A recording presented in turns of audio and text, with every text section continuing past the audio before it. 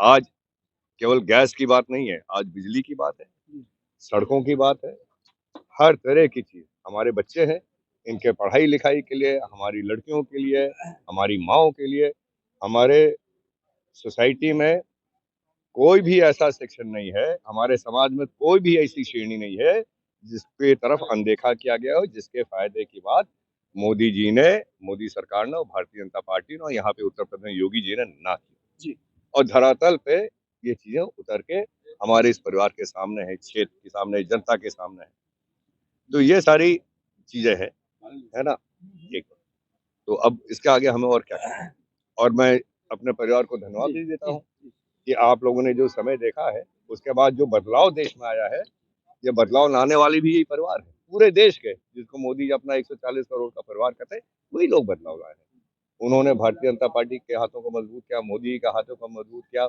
आज चाहे विकास की बात हो, चाहे देश की सुरक्षा की बात हो, चाहे माओवाद से लड़ना हो और चाहे बाहरी घुसपैठियों से हो, बाहरी विदेश के ताकतों से लड़ना हो, कहीं भी हम लोग पीछे नहीं हटे हैं। इस देश को मजबूत करने में जो मजबूत कदम थे, चाहे धारा 370 हटाने की बात हो, वो सब लागू किया गया और समाज को कैसे मजबूत किया जाए, हमारे बच्चों का फ्यूचर भविष्य कैसे मजबूत हो। आज इतनी बड़ी एआई समिट जो हुई है पिछले दिनों में, किसके लिए हुई है? हमारे जो नवयुवक हैं, हमारे जो लड़कियां हैं, बच्चियां हैं, जो हमारे यंगस्टर्स हैं, इन लोगों ने आज नहीं बहुत साल पहले, कई दशकों पहले पूरे दुनिया में कंप्यूटर की बात हो, इंफॉर्मेशन टेक्नोलॉजी की बात हो, बैंगलोर से लेके और अमेरिका में सिलिकॉन वैली तक भारतीय लोगों ने अपना नाम रोशन किया है। इन्हीं के बल पे आज बड़ी-बड़ी कंपनियां चल रही हैं और आज बड़ी-बड़ी कंपनियां जिनके सीईओ हेड हमारे भारतीय लोग हैं।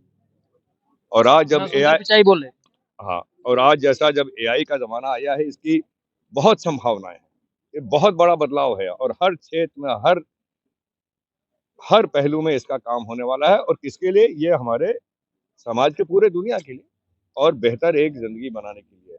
तो उसमें जो हमारे ट्रेन्ड नवयुवक, नवयुवतियाँ हैं, उनके लिए कैसे बेहतर अवसर मिले, उसके लिए एआई समिट मोदी जी ने कराई, माननीय मोदी जी ने कराई और ये एक पहल है और इसके साथ-साथ बिलियंस ऑफ डॉलर्स का निवेश भी इन बड़ी कंपनियों ने यहाँ करने का कमिटमेंट किया है। तो ये हमारे फ्यूचर जनरेशन है, जो हमारे यंगस्टर्स हैं, उनके लिए बेहद बढ़िया अपॉर्चुनिटी है और उसको कैसे मुख्य रूप से उसको कैसे सही ढंग से इस्तेमाल हो, इसके लिए इतनी बड़ी समिट कराई गई। कई देशों से, बीसों देश से उनके हेड्स आए, प्रेसिडेंट आए, प्राइम मिनिस्टर आए और मिनिस्टर्स आए, बड़ी-बड़ी कंपनियों के हेड आए। तो सब देखा है, यहाँ केवल खोखले वादों की बात नहीं है, यहाँ केवल डिस्टर्ब करने की बात नहीं है, यहाँ केवल अपनी राजनीति जैसे कुछ पार्टियां लगी हैं कि देश की नाक कटाने का कोशिश आरोप लगा की। रहे हैं कि इससे नहीं, रोजगार नहीं, छिन वहाँ रहे हैं। जाके 4-5 लोग गए, एक बहुत बेहूदे ढंग से उन्होंने प्रदर्शन किया। प्रदर्शन कोई एआई को लेके नहीं था, कोई देश के भविष्य को लेके नहीं था, केवल अपनी राजनीति चमकाने के लिए भेजे गए थे और ये सब लोग जानते हैं। ये भी बहुत दुखद बात है कि साथ में कुछ लोग, जहाँ आदरणीय मोदी जी दिन-रात इस देश को आगे ले आने की बात कर रहे हैं, वहाँ कुछ लोग जो समझते हैं कि उनका ये पुराना हक है इस देश पे राज करना और किया भी है राज, सालों-सालों तक किया है, उन्हीं अंग्रेजों के तर्ज पे किया है और आज वो लोग बड़े बौखलाए हुए हैं, तो इस तरह की गंदी हरकतों में भी बाज नहीं आता है। सारी जनता के हित में यहाँ के लोगों खास करके आपको उम्मीदें हैं और रहेंगी, ये बंद हो जाता है, यहाँ का ओवरब्रिज बनना बहुत घंटों जाम। तो देखिए कई बार आपने कहा भी था ओवरब्रिज के लिए।